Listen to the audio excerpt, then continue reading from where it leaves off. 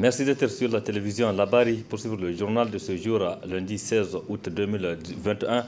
Mesdames, Messieurs, bonsoir et bienvenue à tous. Direction Zender pour débuter ce journal avec le médiateur de la République, Grand Croix de l'Ordre national du Niger, Maître Ali Sirfi Mega, qui a procédé hier dimanche au lancement officiel du document intitulé Guide du citoyen au titre de la dite région. Ce document est un précis outil qui vise à créer un lien affectif entre l'État et les citoyens nigériens. C'est ce que vous allez voir dans cet élément.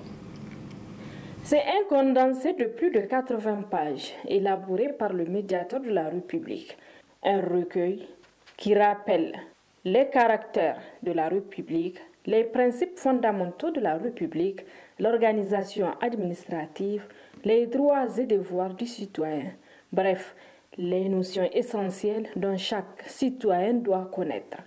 En effet, la vulgarisation de ce document, tel est l'objet de cette cérémonie organisée sous le haut patronage du médiateur de la République, qui, à travers ce guide, entend faciliter et rapprocher le citoyen de l'administration, mieux encore, créer un lien affectif entre l'État et les citoyens. Il s'agit donc d'aménager un rapport entre deux axes. L'État, pourvoyeur, serviteur et prestataire de services, et le citoyen qui est en droit d'attendre des pouvoirs publics la meilleure prestation. Il s'agit aussi pour mon institution de créer le sentiment affectif qui doit prévaloir entre l'État, protecteur et serviteur, et les citoyens servis et protégés. L'individu est alors cet être qui doit être regardant, compatissant, respectueux et reconnaissant, avec dévouement et ferveur vis-à-vis de la collectivité nationale. Les différents intervenants qui se sont succédés lors de cette cérémonie de lancement de la campagne nationale de vulgarisation de ce guide ont salué et félicité cette initiative au vu de l'importance de cet outil, une première dans l'histoire de la médiature et qui servira à jeter les jalons d'une société modèle afin d'asseoir un développement durable.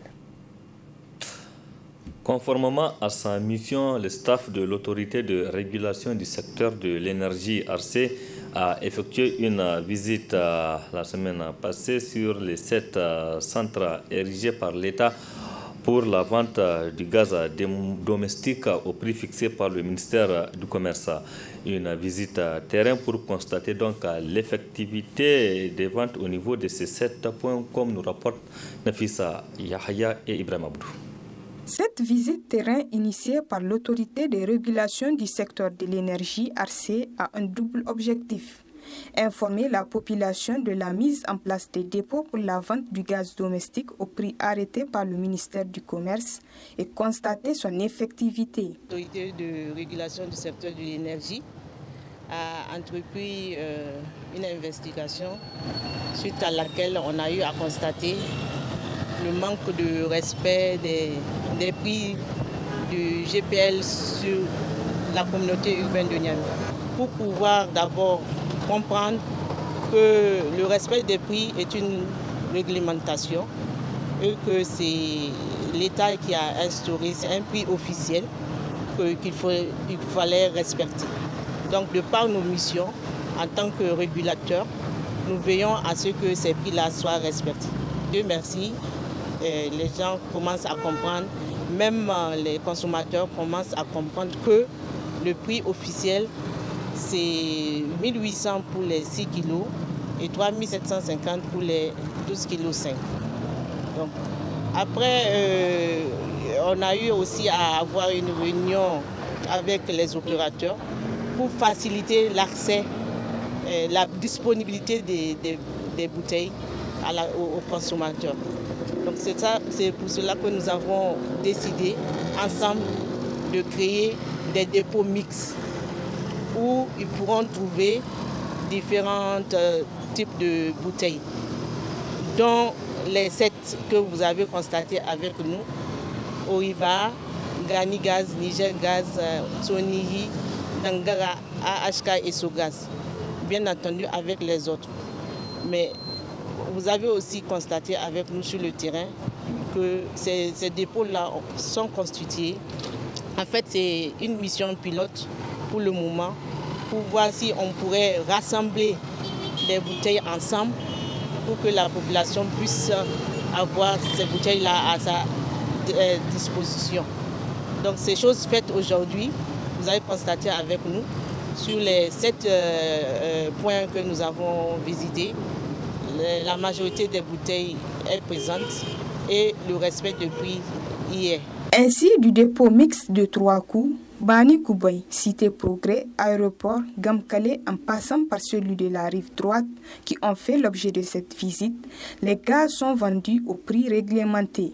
L'autorité nous a demandé de faire en sorte que sur le marché soit respecté le prix officiel qui est de 1800 la bouteille de 6 kg et 3750 la bouteille de 12 kg.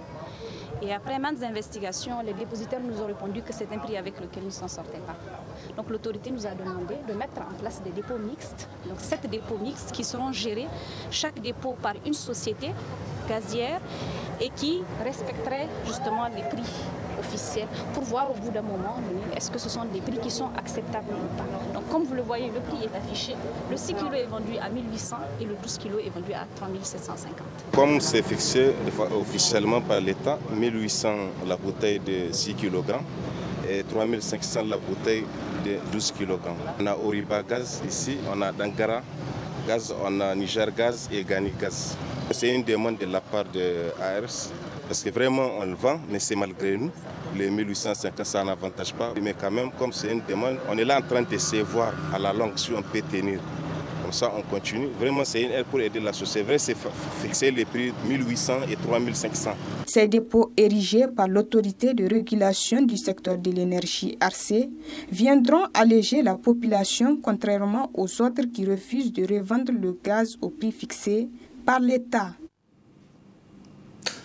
On chasse le naturel, il revient au galop, dit-on. Les alentours des marchés de Niamey restent toujours occupés de façon anarchique, malgré les opérations de déguerpissement qu'initient de temps en temps les autorités municipales de la ville de Niamey. C'est un constat, cette situation cause assez de désagréments aux usagers. N'est-ce pas, Fadilatou Issoufou? Voie de communication, la route joue un rôle important dans le développement socio-économique d'un pays. Néanmoins, dans la capitale, surtout aux abords des marchés, on observe depuis quelque temps des marchandises étalées sur le bitume. L'étalage anarchique cause beaucoup d'impairs aux usagers, car ils sont à l'origine de beaucoup d'accidents qui, malheureusement, certains ont conduit à la mort. Une situation qui inquiète les usagers. Au-delà des usagers, ça met en danger également les marchands, car les automobilistes peuvent perdre le contrôle du volant et les percuter. L'obstruction de la fluidité du trafic routier aux abords des marchés nous interpelle usagers, marchands, tout comme autorités. De ce fait, les responsables en charge de la ville de Niamey doivent prendre des initiatives pour éradiquer ce problème tout en trouvant des emplacements bien appropriés pour permettre à ces personnes de pratiquer convenablement leur activité génératrice de revenus pour leur survie. Merci Fadilatou. Il faut préciser qu'elle est stagiaire. Leurs points de vente se multiplient petit à petit à Niamey. Les articles et autres jouets pour enfants d'occasion importés pour la plupart de l'Europe et de l'Asie. Des articles très sollicités par les parents qui apprécient d'ailleurs leur qualité. Du côté des vendeurs, l'on ne se plaint pas du tout de la clientèle, l'on ne se plaint pas donc surtout de la clientèle. C'est ce que vous allez voir dans ce reportage signé notre stagiaire Priska Donsou sur les images de Nasser Seydou. Visibles sur les grandes haltères et alentours des centres commerciaux, les points de vente des articles d'occasion se multiplient avec divers produits. Des jouets pour enfants, des articles pour les ménages et bien d'autres. Ces articles le plus souvent proviennent de l'étranger. Ça vient des États-Unis. Nous ici on a la qualité par rapport aux produits qui viennent de la Chine, des trucs qui se gâtent facilement. Vous-même vous avez vu, c'est des trucs qui résistent très bien et très jolis aussi. On peut dire que ça va parce que ça dépend des moments. Souvent la clientèle, on n'arrive pas à passer le message, à partager l'info de l'arrivée du conteneur. Les gens réclament avant même l'arrivée des produits. Le procédure à la douane, c'est toute une longue histoire. Les écorts, les faux frais à payer, tout ça là. Quand on les met, quand on fait le bilan, c'est un peu dur à encaisser quoi. Sur la part ça aussi, c'est bon.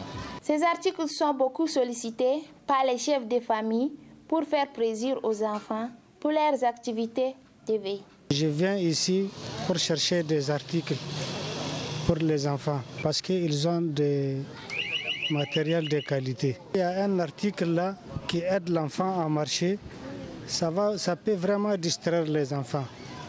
Donc j'achète ça pour les enfants. Je trouve que les prix sont vraiment abordables. Les prix, ça dépend de l'article dont on aura besoin. Si je pars là-bas, même moi, je sais qu'il y a même des gens qui vont commander avec les gens là. En plus de la diversité de cet article, ils sont résistants au grand bonheur des parents et des enfants. La page sport de ce journal, tout d'abord, retenez que la commission centrale des arbitres de la Fédération nigérienne de football FENIFOOT a organisé un test physique à l'intention des arbitres internationaux et des jeunes arbitres nigériens. Une formation qui a duré 2 jours durant lesquels les arbitres ont vu leur capacité renforcée pour bien officier les matchs. Ibrahim Tikire et Saroudoumi pour des précisions. Sous la supervision des membres de la Commission centrale des arbitres CCA, un test physique et médical a eu lieu du 14 au 15 août 2021 à l'attention des arbitres centraux et assistants de la FENIFOOT. Le président de la CCA tire les conclusions suivantes. Chaque année, le Niger devait présenter des arbitres sur la liste internationale pour pouvoir être candidat au badge FIFA. Et donc, hier et aujourd'hui, nous nous sommes retrouvés au stade général Séné-Kountché pour faire subir le test physique à ces arbitres-là, 22 arbitres au total, dont 5 dames, et qui passeront le test physique. Il faut aussi noter au préalable qu'on a fait déjà un test médical, en tout cas sous les directives de la FIFA. Et nous enverrons les résultats de la FIFA pour afin de sélectionner les 14 ou 15 arbitres qui seront retenus par la FIFA pour le compte du Niger en vue d'officier les matchs internationaux. Sur l'ensemble en tout cas des candidats, nous avons eu un pourcentage de 100%. Dans le cadre de la promotion de l'arbitrage féminin, la Commission centrale des arbitres de la FENIFOOT s'y attelle pour rehausser le nombre. Je pense que le fait d'abord de lancer en 2016 déjà une formation d'une vingtaine de dames et nous a permis quand même de garder un petit groupe parmi nous. Et parmi ce petit groupe-là, nous avons quand même sorti 5 arbitres dames qui, depuis 2 ans, officient sur le championnat professionnel. Je pense que c'est vraiment une valeur ajoutée. Et nous sommes dans ce sens-là, dans le sens de motiver ces jeunes dames-là. En tout cas, vous avez vu que nous avons 4 arbitres internationaux qui sont sur la liste internationale et qui officient des matchs de compétition de la CAF et de la FIFA. Et en tout cas, l'objectif pour nous, c'est d'arriver, en tout cas, dans 2 ans, à avoir au moins une trentaine de dames pour les compétitions nationales. Pendant ce test physique et médical, il faut relever la présence dans le groupe des internationaux désignés par la FIFA pour officier le match Congo-Sénégal du 7 septembre, comptant pour la première journée des éliminatoires de la Coupe du Monde Qatar 2022. Un quartet composé de Ali Moussa Mohamed, Mokhtar Saleh Abdelaziz, Yacoub Abdelaziz et Adamou Oumarou Zakari. Nous restons avec Ibrahim Tikire pour parler cette fois-ci de l'Assemblée générale de l'Association des anciens joueurs footballeurs internationaux du Niger. Une AG qui s'est tenue donc hier dimanche qui a pour objectif de procéder à l'élection du nouveau président de la dite association. N'est-ce pas Ibrahim Tikire? Au cours de cette Assemblée générale ordinaire de l'Association des anciens footballeurs internationaux du Niger, les délégués présents procéderont à l'élection d'un nouveau président. L'ancien président, en l'occurrence Soumaïla Tchamogo, désormais membre du comité exécutif de la FENIFOOT, passera le témoin conformément au statut de la FENIFOOT. La présente cérémonie rentre dans le cadre de l'Assemblée générale ordinaire de l'Association des anciens footballeurs internationaux du Niger, dont le bureau exécutif a été mis en place, l'on s'en souvient, le 15 août 2020. Cela fait donc 1 an que le bureau exécutif de notre association que j'ai l'honneur de diriger est en place. L'on s'en souvient également que depuis le 31 octobre 2020, notre association est membre à part entière de la FENIFOOT, en qualité de groupement d'intérêt de football tel que consacré par les statuts de la FENIFOOT révisés à cette occasion. Présent à la cérémonie d'ouverture des travaux, le président de la FENIFOOT s'est beaucoup apaisanti sur la place qu'occupe l'association dans la famille du football nigérien, tout en insistant sur la cohésion entre les membres de l'association. Vous pouvez apporter beaucoup. Il y a beaucoup d'entre vous qui le font déjà, notamment dans les encadrements techniques, dans les accompagnements des clubs et des équipes nationales et dans les conseils et ce qu'ils apportent au niveau fédéral, au niveau de la structure de la FENIFOOT même, du comité exécutif. Pour preuve, aujourd'hui, il y a 2 d'entre vous, de votre association en tout cas, qui sont membres de la fédération, le plus ancien qui est avec nous, pas plus ancien que les autres, mais celui qui est plus ancien au niveau du comité exécutif, en la personne de Moussa Kanfidemi, Yagundi, et aujourd'hui Soumele Kemogo. Il y avait Moumouni Amadou, bébé olympique, comme on l'appelle, auparavant paix à son âme, qui était avec nous aussi. Donc ça reflète un peu, peut-être de cran en cran, une catégorie de génération va descendre sûrement à l'avenir à une autre génération qui puisse s'intégrer. En tout cas, c'est pour que les gens se sentent concernés par ce qu'on fait, par ce que vous avez vécu, parce que c'est les footballeurs, quoi qu'on dise, qui font le football. Donc je souhaite que l'amicale, l'association du moins, des anciens internationaux là, ait une âme, qu'elle vive vraiment. Au nom de la Ligue haute, le président Kader Dambadio a félicité le président sortant pour les efforts déployés dans la mise en place de l'association. Parmi les invités de Marc Boukari Kane, président de la FENIFOOT entre 1975 et 1980, que le président Pelé a nommé président d'honneur de l'instance nationale du football nigérien. Merci Ibrahim Tekireme. Reste encore avec nous pour parler cette fois-ci de la 10e édition de la Coupe Hima Yankori dont les lampions se sont éteints le week-end écoulé. C'est l'équipe d'Ouragan FC qui s'est adjugée du trophée en battant Kandaji FC sur le score final d'un but à 0. Le temps fort de cette finale dans cet élément. Au départ, ils étaient une trentaine d'équipes de la catégorie U15. Au finish, c'est l'équipe de Ouragan FC qui remporte le trophée de la 10e édition du tournoi de football des jeunes dénommé Coupe Hima Yankori. À l'occasion de la finale âprement disputée ce samedi 14 août 2021 au stade municipal de Niamey, les joueurs de Ouragan FC ont pris le dessus face à l'équipe de Kandaji Sport sur le score d'un but à 0.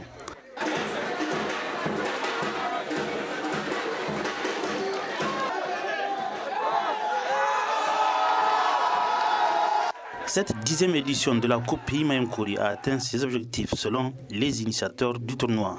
Ça fait déjà 10 ans que nous organisons ce tournoi-là et par la grâce d'Allah, nous voilà donc à la fin de cette 10e édition. Et nous profitons pour rendre grâce encore à Allah pour nous avoir permis vraiment d'assumer les responsabilités qui ont été les nôtres pendant toute la durée de ce tournoi-là. Et au départ, on était une trentaine d'équipes et à la phase finale, on s'est retrouvé avec 16 ou 17 équipes organisées en 4 poules. Et aujourd'hui, c'est la consécration pour les plus méritants, à savoir le Kandaji Sport et puis l'Ouragan.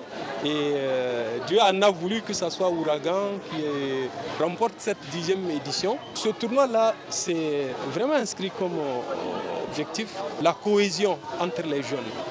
Et aussi, c'est un moment qui permet aux jeunes qui sont dans les différents quartiers, qui ont des talents, mais malheureusement qui n'arrivent pas à exprimer ces talents-là. Et avec ce tournoi-là, ils ont l'opportunité de s'exprimer. Fini la 10e édition de la Coupe Hima Yankori avec le sac de Ouragan FC, secondé par Kandaji et Wadara Academy occupe la 3e place du podium du tournoi qui, faut-il le rappeler, vise à promouvoir le football à la base. Félicitations donc aux gagnants et vivement l'édition prochaine, Ibrahim Tekere. Point final de cette édition. Merci à vous de l'avoir suivi. Restez en compagnie du programme de la télévision Labari. Excellente nuit à toutes et à tous et bon début de semaine. Au revoir.